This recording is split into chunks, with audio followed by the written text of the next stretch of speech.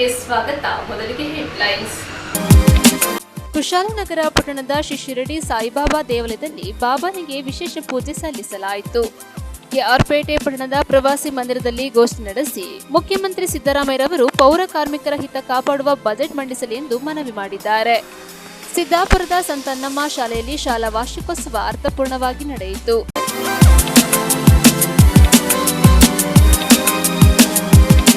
ಕುಶಾಲನಗರ ಪಟ್ಟಣದ ಶ್ರೀ ಶಿರಡಿ ಸಾಯಿಬಾಬಾ ದೇವಾಲಯದಲ್ಲಿ ಬಾಬನಿಗೆ ವಿಶೇಷ ಪೂಜೆ ಸಲ್ಲಿಸಲಾಯಿತು. ಕುಶಾಲನಗರ ಪಟ್ಟಣದ ಶ್ರೀ ಶಿರಡಿ ಸಾಯಿಬಾಬಾ ದೇವಾಲಯದಲ್ಲಿ ಬಾಬನಿಗೆ ವಿಶೇಷ ಪೂಜೆ ಸಲ್ಲಿಸಲಾಯಿತು. ವಿವಿಧ ಪುಷ್ಪಗಳಿಂದ ಸುಂದರ ರೀತಿಯಲ್ಲಿ ಅಲಂಕಾರವನ್ನ ಮಾಡಲಾಗಿತ್ತು.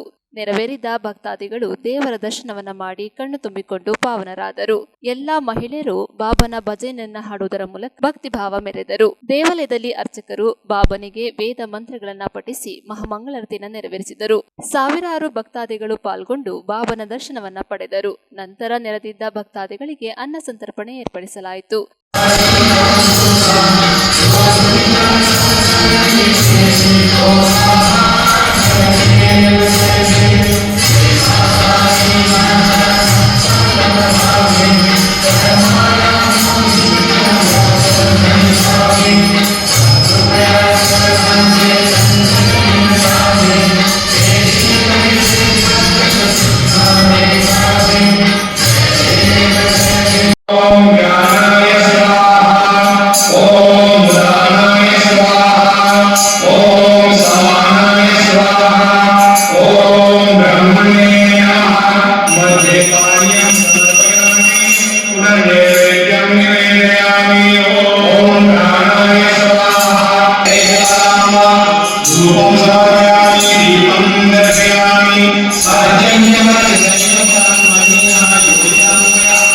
ನ್ಯೂಸ್ ಸಂಗಮಕ್ಕಾಗಿ ಡಾಕ್ಟರ್ ಹೆಚಮರಗು ಕೋಟಿ, ಕುಶಾಲನಗರ. ಸಿದ್ದಾಪುರದ ಸಂತನ್ನಮ್ಮ ಶಾಲೆಯಲ್ಲಿ ವಾರ್ಷಿಕ ಬಹುಮಾನ ವಿತರಣಾ ಸಮಾರಂಭವನ್ನು ಅದ್ದೂರಿಯಾಗಿ ಆಯೋಜಿಸಲಾಗಿತ್ತು. ವಿದ್ಯಾರ್ಥಿಗಳ ಶೈಕ್ಷಣಿಕ, ಕ್ರೀಡಾ ಹಾಗೂ ಸಹಪಾಠ್ಯ ಚಟುವಟಿಕೆಗಳ ಸಾಧನೆಯನ್ನು ಗುರುತಿಸಿ ಪ್ರೋತ್ಸಾಹಿಸುವ ಉದ್ದೇಶದಿಂದ ನಡೆದ ಈ ಸಮಾರಂಭವು ಸಂಭ್ರಮದಿಂದ ಜರುಗಿತು. ಕಾರ್ಯಕ್ರಮದ ಅಧ್ಯಕ್ಷತೆಯನ್ನು ಸಿಬಿಎಸ್ಇ ಶಾಲೆಯ ಸಂಚಾಲಕಿ ಸಿಸ್ಟರ್ ಅರ್ಪಿತಾ ವಹಿಸಿದ್ದರು. ಮುಖ್ಯ ಅತಿಥಿಗಳಾಗಿ ಶ್ರೀ ವೆಂಕಟೇಶ್, ಎಂಎಸ್ ವಕೀಲರು ಹಾಗೂ ನೋಟರಿ ಅವರು ಭಾಗವಹಿಸಿ ಮಾತನಾಡಿದರು. ವಿದ್ಯಾರ್ಥಿಗಳು ಶಿಸ್ತು, ಪರಿಶ್ರಮ ಮತ್ತು ಮೌಲ್ಯಾಧಾರಿತ ಶಿಕ್ಷಣದೊಂದಿಗೆ ಜೀವನದಲ್ಲಿ ಯಶಸ್ಸು ಸಾಧಿಸಬೇಕೆಂದು ಸಲಹೆ ನೀಡಿದರು. ಗೌರವ ಅತಿಥಿಯಾಗಿ ಶ್ರೀಮತಿ ಪಟ್ಟಡ ವಿದ್ಯಾ ದೇವಯ್ಯ ಲಯನ್ಸ್ ಕ್ಲಬ್ನ ಅಧ್ಯಕ್ಷರು ಉಪಸ್ಥಿತರಿದ್ದು ವಿದ್ಯಾರ್ಥಿಗಳಿಗೆ ಶುಭಾಶಯಗಳನ್ನು ಕೋರಿದರು. ಈ ಶಿಕ್ಷಣದ ಜೊತೆಗೆ ಸಾಮಾಜಿಕ ಜವಾಬ್ದಾರಿಯ ಮಹತ್ವವನ್ನು ವಿವರಿಸಿದರು. ಸಮಾರಂಭದಲ್ಲಿ ವಿವಿಧ ಭಾಗಗಳಲ್ಲಿ ಉತ್ತಮ ಸಾಧನೆ ಮಾಡಿದ ವಿದ್ಯಾರ್ಥಿಗಳಿಗೆ ಬಹುಮಾನಗಳನ್ನು ವಿತರಿಸಲಾಯಿತು. ಕಾರ್ಯಕ್ರಮದಲ್ಲಿ ಸಿಬಿಎಸ್ಇ ಶಾಲೆಯ ಪ್ರಾಂಶುಪಾಲರಾದ ಸಿಸ್ಟರ್ ಲೆನಿಟ್ ಹಾಗೂ ಶಾಲೆಯ ಶಿಕ್ಷಕರು, ವಿದ್ಯಾರ್ಥಿಗಳು ಹಾಗೂ ಪೋಷಕರು ಕಾರ್ಯಕ್ರಮದಲ್ಲಿ ಭಾಗವಹಿಸಿ ಸಮಾರಂಭಕ್ಕೆ ಕಳೆ ನೀಡಿದರು. ನಮ್ಮನ್ನ ಉತ್ತಮವಾದ ಕ್ರಿಯೆಗೆ ಪ್ರಚೋದಿಸುತ್ತದೆ. ಉತ್ತಮ ಕ್ರಿಯೆ ಉತ್ತಮ ಹವ್ಯಾಸಗಳನ್ನು ನಮ್ಮಲ್ಲಿ ಬೆಳೆಸುತ್ತದೆ. ಉತ್ತಮ ಹವ್ಯಾಸಗಳು ನಮ್ಮ ಚಾರಿತ್ರ್ಯವನ್ನು ರೂಪಿಸುತ್ತದೆ. ಉತ್ತಮ ಚಾರಿತ್ರ್ಯ ನಮ್ಮನ್ನು ಜೀವನದ ಉನ್ನತಿಗೆ ಏರಿಸುತ್ತದೆ. So we know that the word school itself is very emotional word. All of us like ಶಾಲೆ ಅಂದರೆ ನಮಗೇನೋ ಭಾವನಾತ್ಮಕವಾದ ಭಾವನೆಗಳು. ಪ್ರತಿಯೊಬ್ಬರಿಗೂ ಅವರ ಶಾಲಾ ದಿನಗಳನ್ನು ನೆನೆಸ್ಕೊಳ್ಳೋಕ್ಕೆ ತುಂಬ ಹೆಮ್ಮೆ ಆಗುತ್ತೆ, ತುಂಬ ಖುಷಿ ಆಗುತ್ತೆ. So why the school is, why we need schools? ಅಕ್ಷರ ಬೀಜವನ್ನು ಬಿತ್ತಿ ಮಕ್ಕಳ ಸುಂದರವಾದ ಭವಿಷ್ಯವನ್ನು ರೂಪಿಸುವ ತಾಣವೇ ಶಾಲೆ. So school is a must, like any other basic needs. Education is a must. We need food to eat, we need rest, we need to sleep. Like any other basic needs, we need education. So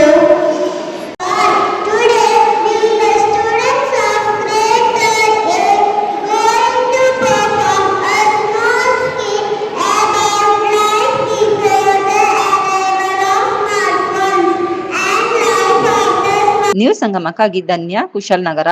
Mysuru ಜಿಲ್ಲೆ ಸಂತೆ ಸರಗೂರು ಪಟ್ಟಣದಲ್ಲಿ ನೂತನವಾಗಿ ಆರಂಭಗೊಂಡ ನೇಕಾರರ ಸೌಹಾರ್ದ ಸಹಕಾರಿ ಸಂಘ ನಿಯಮಿತ ಶಾಖೆಯನ್ನು ಉದ್ಘಾಟಿಸಲಾಯಿತು.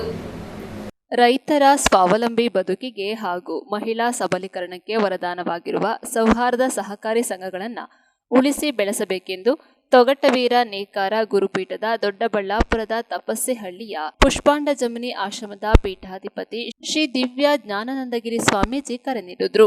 ಮೈಸೂರು ಜಿಲ್ಲೆಯ ಸಂತೆಯ ಸರಗೂರು ಪಟ್ಟಣದಲ್ಲಿ ನೂತನವಾಗಿ ಆರಂಭವಾದ ತೊಗಟವೀರ ನೇಕಾರ ಸೌಹಾರ್ದ ಸಹಕಾರ ಸಂಘ ನಿಯಮಿತ ಶಾಖೆಯನ್ನ ಜ್ಯೋತಿ ಬೆಳಗಿಸಿ ಉದ್ಘಾಟಿಸಿ ಆಶೀರ್ವಚನ ನೀಡಿ ಮಾತನಾಡಿದರು. ಸೌಹಾರ್ದ ಸಹಕಾರಿ ಸಂಘಗಳು ರೈತರು, ವರ್ತಕರು ಸೇರಿದಂತೆ ಗ್ರಾಮೀಣ ಭಾಗದ ಜನರ ಜೀವನಾಡಿಗಳಾಗಿವೆ. ರೈತರ ಮನೆ ಬಾಗಿಲಿನಲ್ಲಿಯೇ ಗುಣಮಟ್ಟದ ಬ್ಯಾಂಕಿಂಗ್ ಸೇವೆಯನ್ನು ಬದ್ಧತೆಯನ್ನು ನೀಡುತ್ತಿರುವ ಸಹಕಾರ ಚಳುವಳಿಯ ಭಾಗವಾಗಿರುವ ಸೌಹಾರ್ದ ಸಹಕಾರಿ ಸಂಘಗಳು ಗ್ರಾಮೀಣ ಪ್ರದೇಶದಲ್ಲಿ ಸುಸ್ಥಿರವಾಗಿ ಉಳಿದು ಬೆಳೆದಾಗ ಮಾತ್ರ ರೈತರು ಸೇರಿದಂತೆ ಮಹಿಳೆಯರ ಮೊಗದಲ್ಲಿ ಸಂತೋಷ ಸಂಭ್ರಮವನ್ನ ಕಾಣಲು ಸಾಧ್ಯವಿದೆ ಎಂದರು. ತೊಗಟವೀರ ನೇಕಾರರ ಸೌಹಾರ್ದ ಸಹಕಾರ ಸಂಘದ ಅಧ್ಯಕ್ಷ ವಿ ಸುಬ್ಬರಾಮ ಕಾರ್ಯಕ್ರಮದ ಅಧ್ಯಕ್ಷತೆ ವಹಿಸಿದ್ದರು. ಬೆಂಗಳೂರಿನ ಸಂಪಂಗಿ ರಾಮನಗರದ Shri Chowdeshwari credit co operative bank ಅಧ್ಯಕ್ಷ ವಿಜಯ್ ಕುಮಾರ್, ಮೈಸೂರು ಹಾಗೂ ಕೊಡಗು ಜಿಲ್ಲೆಯ ಸೌಹಾರ್ದ ಅಭಿವೃದ್ಧಿ ಅಧಿಕಾರಿ ಸುರೇಶ್, ಕೋಟೆ ಪಟ್ಟಣದ ಹಿರಿಯ ವಕೀಲರಾದ ಜಿಎನ್ ನಾರಾಯಣಗೌಡ, ತೊಗಟವೀರ ಕ್ಷತ್ರಿಯ ಸಂಘಗಳ ಒಕ್ಕೂಟದ ಅಧ್ಯಕ್ಷ ಚಿತ್ರದುರ್ಗದ ಎಂ ಗೋವಿಂದಪ್ಪ, ದೊಡ್ಡಬಳ್ಳಾಪುರದ ಪುಷ್ಪಾಂಡ ಜಮನಿ ಆಶ್ರಮದ ಗುರುಕುಲ ಟ್ರಸ್ಟ್ನ ಕಾರ್ಯದರ್ಶಿ ಮುನಿರಾಜು,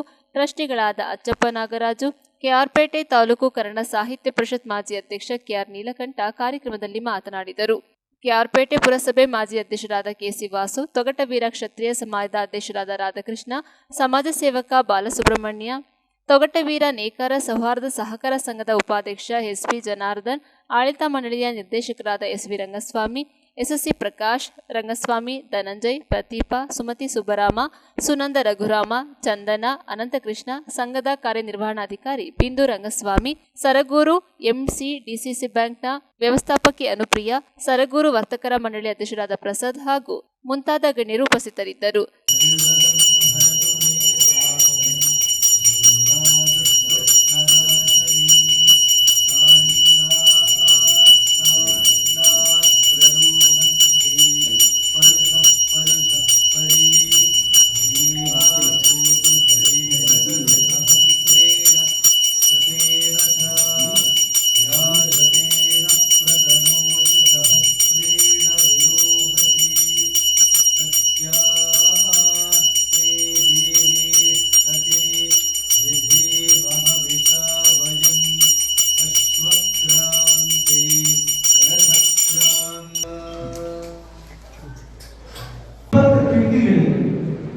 ಒಂದೇ ಕಿಟಕಿನ ತೆಗಿಯಕ್ಕಾಗೋದು, ಇನ್ನೊಂದು ನಾನು ಬಿಡೋದಿಲ್ಲ ಅಂತ ಹೇಳಿದ್ರೆ ಗಾಳಿ ಬರುತ್ತಾ?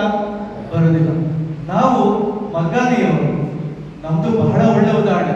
ಈ ಬಟ್ಟೆ ಇದೆಯಲ್ಲ, ಒಂದೊಂದು ದಾರವನ್ನ ಹತ್ರ ತಂದು ತಂದು ತಂದು ನೇಯ್ದು ನೇಯ್ದು ಗಟ್ಟಿ ರೇಷ್ಮೆ ಸೀರೆ ಬಟ್ಟೆ ಮಾಡಿದ್ರೆ ಬಟ್ಟೆ ಆಗತ್ತೆ, ಇಲ್ಲಾಂದ್ರೆ ಆಗತ್ತಾ? ಆಗೋದಿಲ್ಲ. ಇದನ್ನೇ ಸಹಕಾರ ಸಂಘ ಅಂತ ಹೇಳ್ತೀವಿ. ನಾವೇನೋ ಒಂದು ಒಳ್ಳೆ ಕೆಲಸ ಮಾಡಬೇಕು ಅಂತ ಹೊರಟಿದೆ. ಮಕ್ಕಳಿಗೆ ನಿದ್ದೆ, ಬಡವರಿಗೆ ಒಂದು ಸ್ವಲ್ಪ ಸಹಾಯ ಮಾಡಬೇಕು ಇಲ್ವಮ್ಮ? ಇಲ್ಲ, ಊಟ ಮಾಡೋಣ, ಮಲಗೋಣ, ಬದುಕೋಣ, ಒಂದಿನ ಸತ್ತೋಗೋಣ, ಇಷ್ಟೇ ಆದ್ರೆ ನಾವು ಇಲ್ಲಿ ಮಾಡೋದು ಬೇಕಾಗಿಲ್ಲ, ಹೋಗೋಣ ನಡಿ. ಇಲ್ಲ, ಒಂದು ಸಮಾಜ ಅಂತ ಹೇಳಿದ್ಮೇಲೆ ಬನ್ನಿ, ನೀವು ಬನ್ನಿ, ನೀವು ಬನ್ನಿ, ನಾವೆಲ್ಲರೂ ಕೂಡ ಸೇರಿ ಏನಾದ್ರೂ ಒಂದು ಕೆಲಸ. ನಾವೆಲ್ಲ ನೆಕ್ಸ್ಟ್ ಬದುಕ್ತೇವೆ, ಇನ್ನೊಂದು 20 ವರ್ಷ, ಇನ್ನೊಂದು 30 ವರ್ಷ, ಜಾಸ್ತಿ ಅಂದ್ರೆ ನಾನು 40 ವರ್ಷ ಬದುಕ್ತೇವೆ. ಅಷ್ಟರ ಒಳಗೆ ನಾವೇನಾದ್ರೂ ಒಳ್ಳೆ ಕೆಲಸ ಮಾಡಬೇಕಲ್ಲ. ಇದನ್ನ ಸಮಾಜ ಸಂಘ ಅಂತ ಹೇಳ್ತೀವಿ. ಸರಗೂರಿಗೆ ಬಹಳ ದೊಡ್ಡ ಹೆಸರಿದೆ ಅಮ್ಮ, ಬಹಳ ದೊಡ್ಡ ಹೆಸರು. ನಾವು ಎಲ್ಲೋದ್ರೂ ಕೂಡ ಸಂತೆ ಸರಗೂರಿನ ದೇವಸ್ಥಾನ, ಸಂತೆ ಸರಗೂರಿನ ನ್ಯಾಯ ಪಂಚಾಯತಿ, ಇವುಗಳ ಬಗ್ಗೆನೇ ಮಾತಾಡೋದು. ಆದ್ರೆ ಇವತ್ತು ಕುಲಗುರುಗಳಲ್ಲ, ಒಂದೆರಡು ಮಾತು ಮೆತ್ತಗೂ ಮಾತಾಡಬೇಕು, ಒಂದೆರಡು ಮಾತು ಗಟ್ಟಿಗೂ ಹೇಳಬೇಕು. ಇವತ್ತು ನಮ್ಮ ಸಮಾಜಕ್ಕೋಸ್ಕರ ನಾವೆಲ್ಲ ಕೂಡ ಸೇರಿದ್ದೇವೆ. ಸುಮಾರು 300ರಿಂದ 350 ಕುಟುಂಬಗಳು ನಾವು ಇಲ್ಲಿ ಇದ್ದೀವಿ ಸರಗೂರಿನಲ್ಲಿ.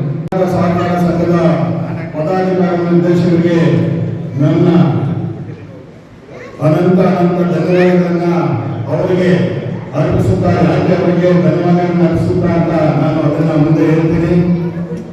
ಈ ಒಂದು ಕಾರ್ಯಕ್ರಮಕ್ಕೆ, ಈ ಉದ್ಘಾಟನೆ ಕಾರ್ಯಕ್ರಮಕ್ಕೆ ಆಗಮಿಸಿರತಕ್ಕಂತ ನಮ್ಮ ಬೆಂಗಳೂರು ನಗರ ನಮ್ಮ ಟ್ರಸ್ಟಿ ಆದಂತ ನಮ್ಮ ಹಾಗೂ ಬೆಂಗಳೂರು ಕರ್ನಾಟಕ ರಾಜ್ಯ ತೊಗಟವೀರ ಕ್ಷತ್ರಿಯ ಸಂಘದ ಉಪಾಧ್ಯಕ್ಷರು ಆಗಿರುವಂತವರು ಹಾಗೂ ಕಾಮಾಕ್ಷಿ ಟ್ರಸ್ಟಿನ ಧರ್ಮದರ್ಶಿಗಳು ಅಂತ ನಾನು ಅಂತ ಆಗುತ್ತೇನೆ. ಅವರು ಈ ಒಂದು ಕಾರ್ಯಕ್ರಮಕ್ಕೆ ಆಗಮಿಸಿದ್ದಾರೆ.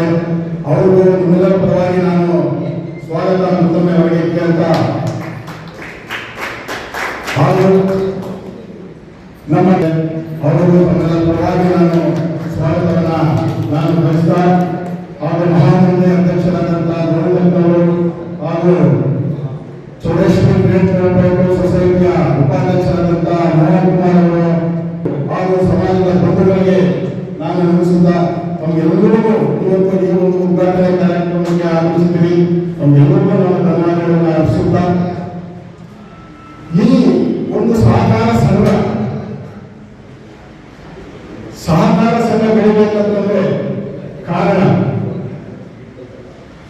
ಈ ಹಿಂದೆ ತಾವು ತಮಗೆ ಗೊತ್ತಿರುವ ಹಾಗೆ ಅಂತ 1814ರ ಹಿಂದೆ ಈ ಪಾಶ್ಚಿಮಾತ್ಯ ರಾಷ್ಟ್ರಗಳು ಅಂದ್ರೆ ಯುರೋಪಿಯನ್, ಫ್ರಾನ್ಸ್, ಜಪಾನ್, ಜರ್ಮನಿ ರಾಷ್ಟ್ರಗಳಲ್ಲಿ ಈ ಬಂಡವಾಳಶಾಹಿಗಳಂತ ಶ್ರೀಮಂತರು, ಕೈಗಾರಿಕಾ ಬಂಡವಾಳಶಾಹಿಗಳಂತ ಶ್ರೀಮಂತರು ಅವರದೇ ಆದಂತಹ ಒಂದು ರಾಜ್ಯವನ್ನ ಸೃಷ್ಟಿ ಮಾಡಿಕೊಂಡಿದ್ರು.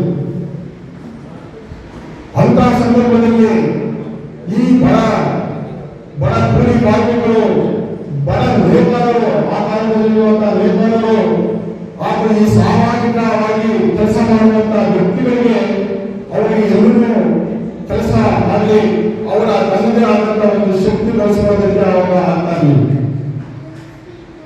ಅಂತಹ ಸಂದರ್ಭದಲ್ಲಿ ಈ ಒಂದು ಸಹಕಾರ ಚಳವಳಿ ಪ್ರಾರಂಭ ಆಗ್ತದೆ.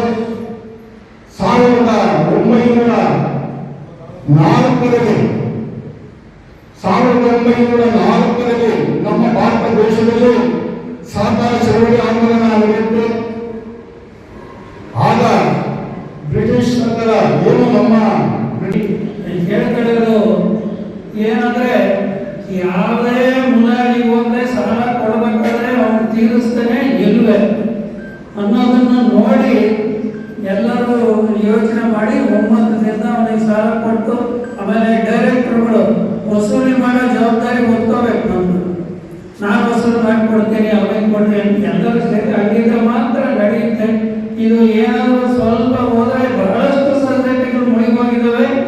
ಇದು ಹಂಗಾಗ್ದಾಗೆ ಚೆನ್ನಾಗಿ ನಡೀಲಿ, ಚೆನ್ನಾಗಿ ನಡೆಸ್ಕೊಂಡು ಹೋಗ್ಲಿ ಅಂತಂದು ಹಾರೈಸಿ, ಆಮೇಲೆ ನನಗೆ ಇನ್ನೂ ಒಂದು ಜವಾಬ್ದಾರಿ ಇದೆ.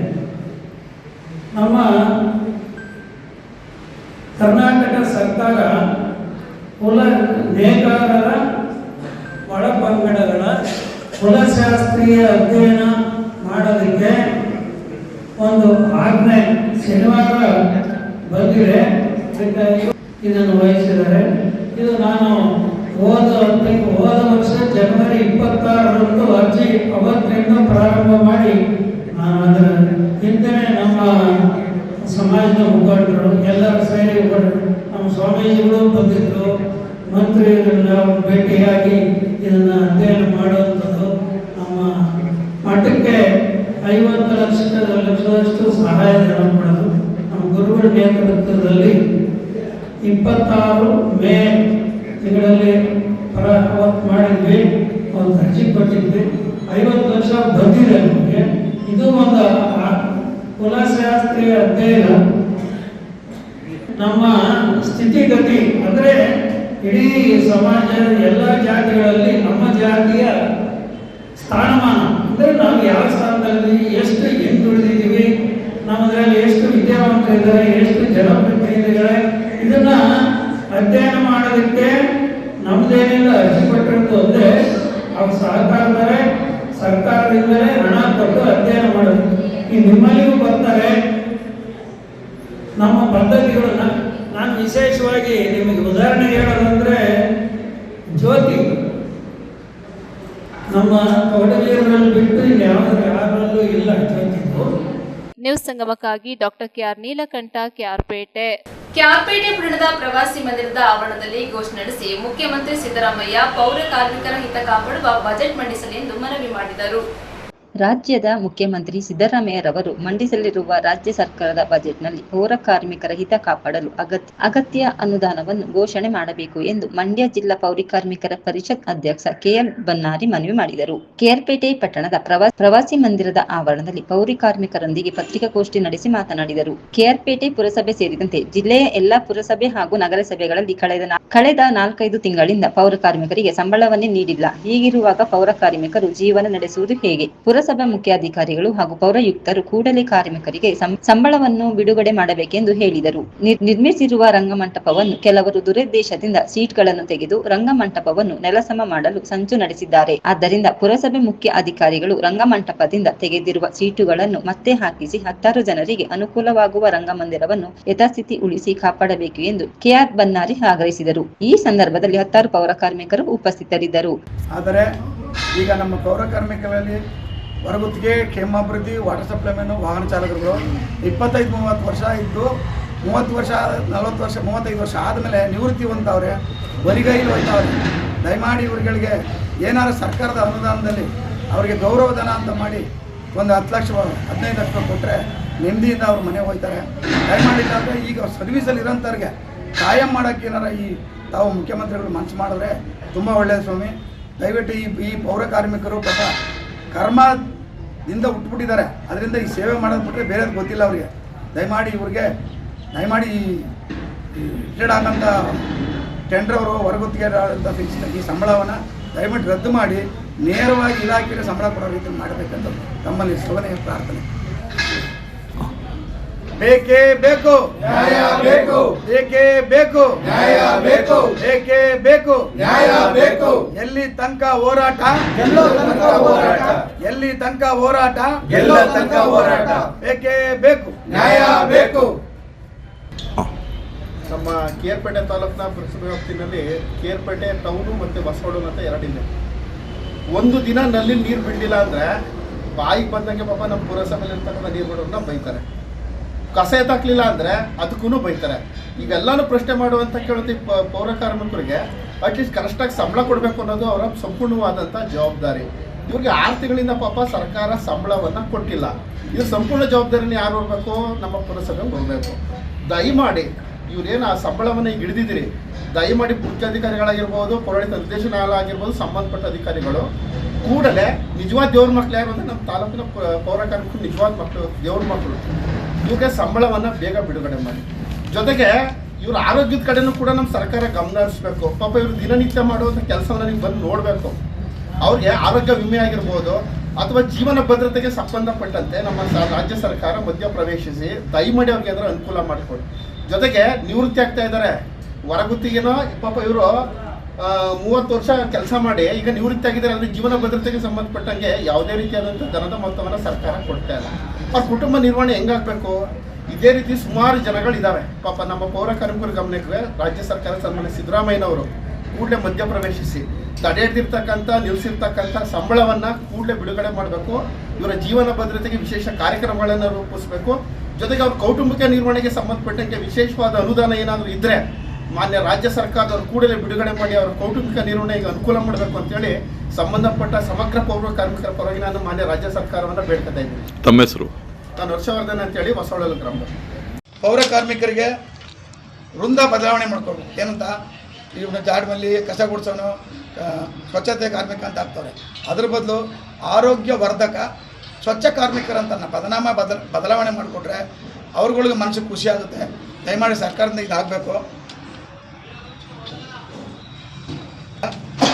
ನಿವೇಶನ ಮೇಯ್ನಾಗಿ ನಿವೇಶನ ಮತ್ತು ಅವ್ರ ಸಂಬಳನೇ ಮೇಯ್ನ್ ಸ್ವಾಮಿ. ದಯಮಾಡಿ ಈ ಬಡ್ಜೆಟಲ್ಲಿ ತಾವು ಹಣ ಬಿಡುಗಡೆ ಮಾಡಿ ಈ ಕಾರ್ಮಿಕರಿಗೆ ನೆಮ್ಮದಿಯಿಂದ ಜೀವನ ಮಾಡಲು ಅನುಕೂಲ ಮಾಡಿಕೊಡ್ಬೇಕೆಂದು ಮಾನ್ಯ ಮುಖ್ಯಮಂತ್ರಿಗಳಲ್ಲಿ ಮತ್ತು ಡಿ ಕೆ ಶಿವಕುಮಾರ್ ಉಪಮುಖ್ಯಮಂತ್ರಿಗಳಲ್ಲಿ ಮನವಿ ಮಾಡ್ತಾ ಇದ್ದೀನಿ. ಇದೇನು ನಮ್ಮ ಟಿ.ಆರ್. ರಾಜು ಮೈಸೂರಿಂದ ಅವರು ಸಹ ಸರ್ಕಾರಕ್ಕೆ ಮನವಿ ಮಾಡಿದ್ದಾರೆ. ಇದನ್ನು ತಾವು ದೊಡ್ಡದಾಗಿ ಮನಸ್ಸಲ್ಲಿ ತಗೊಂಡು ಇದನ್ನು ಮಂಡನೆ ಮಾಡಿ ಸರ್ಕಾರದಿಂದ ಆದೇಶ ಮಾಡಬೇಕು ಅಂತ ತಮ್ಮಲ್ಲಿ ವಿನಯಪೂರ್ವಕವಾಗಿ ಕೇಳ್ಕೊತದೆ. ಎಷ್ಟು ತಿಂಗಳಿಂದ ಸ್ಯಾಲ್ರಿ ಆಗಿಲ್ಲ ಸರ್? ಅಲ್ಲೇ KRಪೇಟೆಯಲ್ಲಿ 4 ತಿಂಗಳಿಂದ ಆಗಿಲ್ಲ. ಬೇರೆ ಬೇರೆ ತಾಲೂಕಲ್ಲಿ 3 ತಿಂಗಳು 4 ತಿಂಗಳು ಅಲ್ಲೂ ಆಗಿಲ್ಲ. ಕೇಳಿದ್ರೆ ಟೆಂಡರ್ ದುಡ್ಡು ಕಲೆಕ್ಟ್ ಮಾಡಬೇಕು, ನಿಮ್ಗೆ ಕೊಡಬೇಕು ಅಂತಾರೆ. ಸರ್ಕಾರ ಆದೇಶನೇ ಇದೆ. ಪ್ರತಿ ತಿಂಗಳು 5ನೇ ತಾರೀಕಲ್ಲಿ ಗಂಭೀರವಾಗಿ ಪರಿಗಣಿಸಿ ಸರ್ಕಾರ ಆದೇಶ ಹಾಕಿ ಮಹಾನಿರ್ದೇಶನಾಲಯ ಆದೇಶ ಇದ್ರೂ 5 ತಿಂಗಳು ಕೊಡಬೇಕಂತಿದ್ರು ಆದೇಶ ಪೇಪರಲ್ಲಿ ಐತೆ, ಅವ್ರಿಗೆ ಸಂಬಳಗಳು ಕೊಡ್ತಾಯಿಲ್ಲ, ಕಂದಾಯ ದುಡ್ಡು ಬಂದಿಲ್ಲ, ಎಲ್ಲಿಂದ ಕೊಡಲಿ ನಾನು ಅಂತ ಅಂತಾರೆ. ಚೀಫ್ ಆಫೀಸರ್ನ ನನಗ ಅಧಿಕಾರಿ ಭೇಟಿ ಮಾಡಿ ನಾವು ಕೇಳ್ತೀನಿ ಅಂದರೆ ಚೀಫ್ ಆಫೀಸರು ಆದರೆ ಮಾಡಿ, ಇಲ್ಲ ನೋಡ್ರಿ ಇವ್ನು ಇವ್ನು ಎಷ್ಟು ವರ್ಷ ಮಾಡಂದ್ರೆ ಯುದ್ಧದಾಗ ಕೊಡ್ರಿ ಅಂತ ಈತ ಹೆದರಿಸಿ ಇವತ್ತು ಜನ ಇಲ್ಲಿ ಬರೋಂಥ ಜನ ಬರೋಕ್ಕಾಗವ್ರೆ. ಇದೆಲ್ಲ ಕೆಲವೊಂದು ತೊಂದರೆಗಳಾಗ್ತದೆ. ಏನೋ ಮಾಡೋಣ, ಕರ್ತವ್ಯಕ್ಕೆ ತಕ್ಕಂತೆ ಸಂಬಳ ಕೊಡಬೇಕು, ಇರೋಕ್ಕೆ ವಾಸಕ್ಕೆ ಮನೆಯೇ ಮೇಯ್ನ್. ನಮಗೆ ಅಧಿಕಾರಿಗಳು ಅವ್ರದ್ದು ಅಧಿಕಾರ ಇದೆ, ಮಾತಾಡ್ತವ್ರೆ. ನಾವೇನು ಕೇಳ್ಕೊತಾ ಇದ್ದೀವಿ, ಇರೋಕ್ಕೆ ಮನೆ, ಟೈಮ್ ಕರೆಕ್ಟ್ ಸಂಬಳ ಮಾಡಿ. ಈಗ ಸಂಬಳ ಆಗಿಲ್ಲ ಅಂತ ಕೇಳೋದಕ್ಕೆ ನೀವು ಅದಕ್ಕೆ ಸಂಬಂಧಪಟ್ಟ ಅಧಿಕಾರಿಗಳು ಕೇಳೋದಕ್ಕೆ ಏನು ಉತ್ತರ ಕೊಟ್ಟಿದ್ದಾರೆ? ನೆನ್ನೆ ಮೀಟಿಂಗಲ್ಲಿ ಕೇಳಿದಕ್ಕೆ ನಮ್ಮ ಶಾಸಕರು, AC ಸಾಹೇಬರು ಮತ್ತು ಚೀಫ್ ಆಫೀಸರ್ ಇದ್ದರು, ಫೆಬ್ರವರಿ ತಿಂಗಳು ಕ್ಲಿಯರ್ ಮಾಡಿಕೊಡ್ತಿದ್ದು ಹೇಳೋರೆ. ಇನ್ನು ಪಾಪ ಇವ್ರು ಏನು ಮಾಡ್ತಾರೆ, ವಾಪಸ್ ಬಂದಿದ್ದಾರೆ, ಎಲ್ಲ ಹೂ ಅಂದ್ಕೊಂಡು ಬಂದಿದ್ದಾರೆ. ನಾವು ಪ್ರತಿಭಟನೆ ಮಾಡ್ತೀವಿ ಅಂತ ಹೇಳಿದ್ರು ಅವ್ರು ಕೇರ್ ಮಾಡಲಿಲ್ಲ. ಪ್ರತಿಭಟನೆ ಮಾಡೋದು ಬೇಡ, ಫೆಬ್ರವರಿ ಕ್ಲಿಯರ್ ಮಾಡಿಕೊಡ್ತೀವಿ ಹೇಳಿ ಕಳ್ಸವ್ರೆ. ನಾವು ಬಂದಿದ್ದೀವಿ ಸ್ವಾಮಿ, ನಮ್ಗೆ ಮೇಯ್ನಾಗಿ ಸಂಬಳನೇ ಮೇಯ್ನು. ಸಂಬಳ ಇಲ್ಲದ ಹೆಂಗೆ ಜೀವನ ಮಾಡೋದು? ಈಗ ಫೆಬ್ರವರಿ ತಿಂಗಳು ಮಾಡಿಕೊಡ್ತೀನಿ ಹೇಳೋರು ಅಧಿಕಾರಿಗಳು. ಈಗ 4 ತಿಂಗಳು ಸಂಬಳದಲ್ಲಿ 1 ತಿಂಗಳು ಕೊಡ್ತಾರೆ, 1 ತಿಂಗಳು 2 ತಿಂಗಳು ಕೊಡ್ತಾರೆ. ಎಲ್ಲರೂ ಪಾಪ TV ಲೋನು ಆ ಲೋನು ತೊಗೊಂಡಿರ್ತಾರೆ. ಆ ಲೋನ್ಗೆ ಆ ದುಡ್ಡು ಸಮವಾಗುತ್ತೆ ಹೊರತು ಕೈಗೆ ಮನೆಗೆ ದುಡ್ಡು ಬರ್ತಾ ಇಲ್ಲ. ಹೆಂಗೆ ಜೀವನ ಮಾಡೋದು? ದಯಮಾಡಿ ಸರ್ಕಾರದಲ್ಲಿ ಈ ವಿಚಾರ ಬಡ್ಜೆಟಲ್ಲಿ ಇದನ್ನು ದೊಡ್ಡ ಮನಸ್ಸಿಗೆ ಗಣನೀಯ ತೊಗೊಂಡು ಮಾನ್ಯ ಮುಖ್ಯಮಂತ್ರಿಗಳು ಇದನ್ನು ಟೆಂಡರ್ ಪದ್ಧತಿ ರದ್ದು ಮಾಡಿ ಈ ನೌಕರುಗಳಿಗೆ ಸಂಬಳ ಬರಂಗೆ ಮಾಡಬೇಕಂತ ತಮ್ಮಲ್ಲಿ ವಿನಯಪೂರ್ವಕ ಕೇಳ್ಕೊತಾನೆ ಸರ್. ನಮ್ಮ ಹೆಸರು KR ಬನ್ನಾರಿ, ಸಫಾಯಿ ಕರ್ಮಚಾರಿ ಪರಿಷತ್, ಮಂಡ್ಯ ಜಿಲ್ಲೆ ಅಧ್ಯಕ್ಷರು. ಏನಾಯಿತು? ಯಾಕೆ ನೀವು ನಿವೇಶನವನ್ನು ಕೊಟ್ಟಿಲ್ಲ? ಈ ಬಗ್ಗೆ ನಾವು ಲೋಕಾಯುಕ್ತಕ್ಕೆ ದೂರನ್ನು ನೀಡಬೇಕಾಗ್ತದೆ. ಕೆಲವು ಆಡಳಿತ ಮಂಡಳಿಯಲ್ಲಿ ಇರ್ತಕ್ಕಂಥ ಸದಸ್ಯರು ಆ ಹಣವನ್ನು ತಿಂದಿದ್ದಾರೆ ಅಂತಕ್ಕಂಥ ಮಾಹಿತಿ ಇದೆ. ಸರ್ಕಾರದ ಅನುದಾನ ದುರುಪಯೋಗ ಆಗಿದೆ. ಈ ಬಗ್ಗೆ ಗಮನವನ್ನು ಹರಿಸಬೇಕು. ಪೌರ ಕಾರ್ಮಿಕರಿಗೆ ನ್ಯಾಯವನ್ನು ಕೊಡ್ತಕ್ಕಂಥ ಕೆಲಸವನ್ನು ಸರ್ಕಾರ ಮಾಡಬೇಕು, ಜಿಲ್ಲಾಧಿಕಾರಿಗಳು ಮಾಡಬೇಕು, ಪುರಸಭೆ ಮುಖ್ಯಾಧಿಕಾರಿಗಳು ಮಾಡಬೇಕು. ಏನು ಪುರಸಭೆ ವ್ಯಾಪ್ತಿಯಲ್ಲಿ ಕೆಲಸ ಮಾಡ್ತಾ ಇರ್ತಕ್ಕಂಥ 30ಕ್ಕೂ ಹೆಚ್ಚು ಗುತ್ತಿಗೆ ನೌಕರಿದ್ದಾರೆ, ಕ್ಷೇಮಾಭಿವೃದ್ಧಿ ನೌಕರಿದ್ದಾರೆ, ಹಂಗಾಮಿ ನೌಕರಿದ್ದಾರೆ. ಆ ಎಲ್ಲ ಪೌರ ಕಾರ್ಮಿಕ ವೃಂದಕ್ಕೆ ಮುಂದೆ ಮುಖ್ಯಮಂತ್ರಿ ಸಿದ್ದರಾಮಯ್ಯನವರು ಬಣ್ಣಿಸ್ತಾ ಇರ್ತಕ್ಕಂಥ ಬಜೆಟಲ್ಲಿ ಅವರಿಗೆ ಒಂದು ಸಾಮಾಜಿಕ ನ್ಯಾಯವನ್ನು, ಸೇವಾ ಭದ್ರತೆಯನ್ನು ನೀಡ್ತಕ್ಕಂಥ ಕೆಲಸವನ್ನು ಮಾಡಬೇಕು ಅಂತ ನಾನು ಎಲ್ಲ ನಮ್ಮ KR ಪೇಟೆ ಪುರಸಭೆ ವ್ಯಾಪ್ತಿಯ ಸಮಸ್ತ ಪೌರ ಕಾರ್ಮಿಕರ ಪರವಾಗಿ ಒತ್ತಾಯ ಮಾಡ್ತಾ ಇದ್ದೇನೆ. ನಮಸ್ಕಾರ. ನ್ಯೂಸ್ ಸಂಗಮಕ್ಕಾಗಿ KR ನೀಲಕಂಠ, KR ಪೇಟೆ. ಮಂಡ್ಯ ನಗರದ ವಕೀಲರ ಸಂಘದ ಆವರಣದಲ್ಲಿ ಡಾಕ್ಟರ್ ಶಿವಕುಮಾರ ಸ್ವಾಮೀಜಿಯವರ 7ನೇ ವರ್ಷದ ಪುಣ್ಯಸ್ಮರಣೆ ಕಾರ್ಯಕ್ರಮ ನೆರವೇರಿತು. ಮಂಡ್ಯ ಸಿಟಿ ವಕೀಲರ ಸಂಘದ ಆವರಣದಲ್ಲಿ ಡಾಕ್ಟರ್ ಶಿವಕುಮಾರ್ ಸ್ವಾಮೀಜಿ ಅವರ 7ನೇ ವರ್ಷದ ಪುಣ್ಯಸ್ಮರಣೆ ಲಿಂಗೈಕ್ಯ ಸ್ಮರಣೆ ದಾಸೋಹ ದಿನ ಕಾರ್ಯಕ್ರಮವನ್ನು ವಕೀಲರ ಸಂಘದ ಅಧ್ಯಕ್ಷ TS ಸತ್ಯಾನಂದ ಭಾವಚಿತ್ರಕ್ಕೆ ಪುಷ್ಪಾರ್ಚನೆ ಮಾಡುವ ಮುಖಾಂತರ ಉದ್ಘಾಟಿಸಿದರು. ಪ್ರಾಸ್ತಾವಿಕವಾಗಿ ಮಾತನಾಡಿದ ಹಿರಿಯ ವಕೀಲ ಸಮಾಜ ಸೇವಕ M ಗುರುಪ್ರಸಾದ್, ಶಿವಕುಮಾರ್ ಸ್ವಾಮಿಗಳ 1907ರಲ್ಲಿ ಜನಿಸಿ 2019ರಲ್ಲಿ ಲಿಂಗೈಕ್ಯರಾಗಿದ್ದು ಒಬ್ಬ ಮಹಾನ್ ಮಾನವತಾವಾದಿ, ಆಧ್ಯಾತ್ಮಿಕ ನಾಯಕ, ಶಿಕ್ಷಣ ತಜ್ಞರಾಗಿದ್ದರು. ಇವರು ನಡೆದಾಡುವ ದೇವರು ಎಂದು ಪ್ರಖ್ಯಾತರಾಗಿದ್ದು ತ್ರಿವಿಧ ದಾಸೋಹ, ಅನ್ನ, ಅಕ್ಷರ, ಆಶ್ರಯದ ಮೂಲಕ ಲಕ್ಷಾಂತರ ಜನರಿಗೆ ಸೇವೆ ಸಲ್ಲಿಸಿದರು. ಮಾಜಿ ವಕೀಲರ ಸಂಘದ ಅಧ್ಯಕ್ಷ ಬಸವರಾಜ್, ಹಿರಿಯ ವಕೀಲರಾದ GS ಮಾದೇಸ್ವಾಮಿ, ಚನ್ನಬಸಪ್ಪ ಮಾತನಾಡಿದರು. 1930ರಲ್ಲಿ ಸಿದ್ಧಗಂಗಾ ಮಠ ಸೇರಿ 1941ರಲ್ಲಿ ಮುಖ್ಯ ಪೀಠಾಧಿಪತಿಯಾದರು. ಇದೇ ಸಂದರ್ಭದಲ್ಲಿ ವಕೀಲರ ಸಂಘದ ಪದಾಧಿಕಾರಿಗಳಾದ ಚಂದ್ರಕಲಾ, ವಕೀಲರಾದ KV ಶೇಷಾದ್ರಿ, ರಾಮಚಂದ್ರು, ಶ್ರೀಕಂಠೇಗೌಡ, ರಾಜ್ಕುಮಾರ್, ಶ್ರೀಮತಿ ಸೌಮ್ಯ ಸಿದ್ದರಾಜು, ಸಂಘದ ಕಾರ್ಯದರ್ಶಿ ಸತೀಶ್, ಚೆಲುವರಾಜು, GD ಲೋಕೇಶ್ ಸೇರಿದಂತೆ ಹಲವಾರು ವಕೀಲರು, ಕಕ್ಷಿದಾರರು ಹಾಜರಿದ್ದು ಕಾರ್ಯಕ್ರಮ ಯಶಸ್ವಿಗೊಂಡಿತು. ಸಮುದಾಯದ ಜನ ಪ್ರತಿಯೊಬ್ಬರು ಮಾನವರು ಆದರ್ಶಗಳನ್ನು ಮೈಗೂಡಿಸಿಕೊಳ್ಳಬೇಕು ಅಂತಕ್ಕಂಥ ಉದ್ದೇಶದಿಂದ ಇಡೀ ಕರ್ನಾಟಕದಾದ್ಯಂತ ಎಲ್ಲ ಭಾಗಗಳಲ್ಲಿ ಅನೇಕ ಸಂಘ ಸಂಸ್ಥೆಗಳು, ವಕೀಲರ ಸಂಘ, ಹಾಗೆ ಅನೇಕ ಭಾಗಗಳಲ್ಲಿ ಸ್ವಾಮೀಜಿಯವರ ಒಂದು ಲಿಂಗೈಕ್ಯ ಸಂಸ್ಮರಣಾ ಕಾರ್ಯಕ್ರಮವನ್ನು ಆಚರಣೆ ಮಾಡ್ತಾ ಇದ್ದೀವಿ. ಇವತ್ತು ದಿವಸ ಸರ್ಕಾರ ಅದನ್ನು ದಾಸೋಹ ದಿನಾಚರಣೆ ಅಂತೇಳಿ ಅಧಿಕೃತವಾಗಿ ಅವರು ಹಸಿದು ಬಂದವರಿಗೆ ದಿನ ಲಕ್ಷಾಂತರ ಜನಕ್ಕೆ ಆಹಾರವನ್ನು ಒದಗಿಸ್ತಕ್ಕಂಥದ್ದು, ಹಸಿದವರ ಜೀವವನ್ನು ಉಳಿಸ್ತಕ್ಕಂಥ ಕೆಲಸವನ್ನು ಸಿದ್ಧಗಂಗಾ ಶ್ರೀಗಳು ಅನೇಕ ಮಠಾಧೀಶರು ಮಾಡ್ತಾ ಬರ್ತಾ ಇದ್ದಾರೆ. ಹಾಗಾಗಿ ಇವತ್ತು ವಕೀಲರ ಸಂಘದ ನಮ್ಮ ಸನ್ಮಾನ್ಯ ಅಧ್ಯಕ್ಷರಾದ TS ಸತ್ಯಾನಂದರವರು, ಸಮಾಜ ಮುಖಂಡರು, ಅವರ ಒಂದು ಅಧ್ಯಕ್ಷತೆಯಲ್ಲಿ ಇವತ್ತು ದಿವಸ ಬಹಳ ವಿಶೇಷವಾಗಿ ಪುಷ್ಪಾರ್ಚನೆ ಮಾಡೋದ್ರ ಮುಖಾಂತರ ಆಚರಣೆ ಆಗ್ತಾ ಇದೆ. ಈ ಕಾರ್ಯಕ್ರಮದಲ್ಲಿ ಎಲ್ಲ ನಮ್ಮ ಹಿರಿಯ ವಕೀಲರು TS ಮಾದೇಸ್ವಾಮಿಯವರು, ಉಪಾಧ್ಯಕ್ಷರಾದಂತಹ ದೇವರಾಜ್ ಅವರು, ರಾಜೀಪದ ಅಣ್ಣಯ್ಯನವರು, ಹಾಗೆ ನಮ್ಮ KV ಶೇಷಾದ್ರಿಯವರವರು, ಎಲ್ಲ ಆಡಳಿತ ಮಂಡಳಿ ಎಲ್ಲ ಸದಸ್ಯರು, ಚನ್ನಬಸಪ್ಪ ಮಾಜಿ ಅಧ್ಯಕ್ಷರಾದಂತಹ ಬಸವರಾಜ್ ಅವರವರು, ಹಾಗೆ ಎಲ್ಲ ವಕೀಲರು ಆಗಮಿಸಿದರೆ ತಮ್ಮೆಲ್ಲರಿಗೂ ಸಹ ದಾಸೋಹ ದಿನಾಚರಣೆ ಒಂದು ಶುಭಾಶಯಗಳನ್ನು ಒಂದನೇ ನನ್ನ ವಕೀಲ ಸಂಘದ ಪರವಾಗಿ ಹೇಳೋದಕ್ಕೆ ಇಷ್ಟಪಡ್ತಾ ಇದ್ದೀನಿ.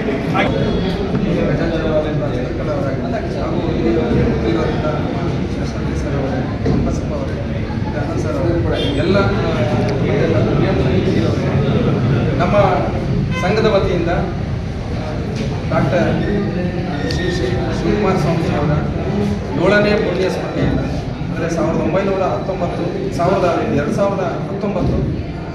ಜನವರಿ 21ರಂದು ಅವರು ಲಿಂಗೈಕ್ಯರಾದರು. ಇಲ್ಲಿಗೆ 7ನೇ ವರ್ಷದ ಪುಣ್ಯ ಸ್ಮರಣೆಯನ್ನು ನಾವು ಮಾಡ್ತಾ ಇದ್ದೀವಿ. ಅವರ ಸೇವೆ, ಅಪಾರವಾದ ಸೇವೆಯನ್ನು ಸ್ಮರಣೆ ಮಾಡ್ತಾರೆ ಅಂತ ಒಂದು ಸುಸಂದರ್ಭ. ಅವರ ಕೊಟ್ಟಂಥ ಹಾದಿಯಲ್ಲಿ ನಾವು ಮುನ್ನಡೆದು ಸಮಾಜದ ಎಲ್ಲ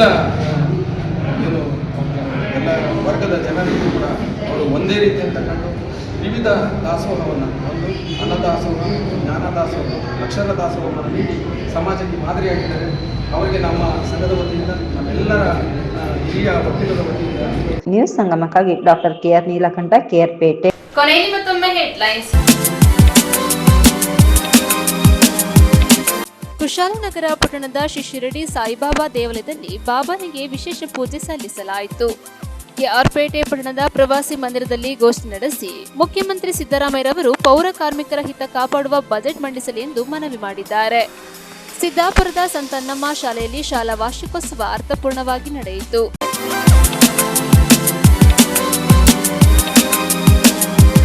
ಇಲ್ಲಿಗೆ ನ್ಯೂಸ್ ಸಂಗಮ ಮುಕ್ತಾಯವಾಯಿತು. ಸುದ್ದಿ, ಮಾಹಿತಿ, ಮನೋರಂಜನೆಗಾಗಿ ನೋಡ್ತಾ ಇರಿ ಸಂಗಮ ಟಿವಿ.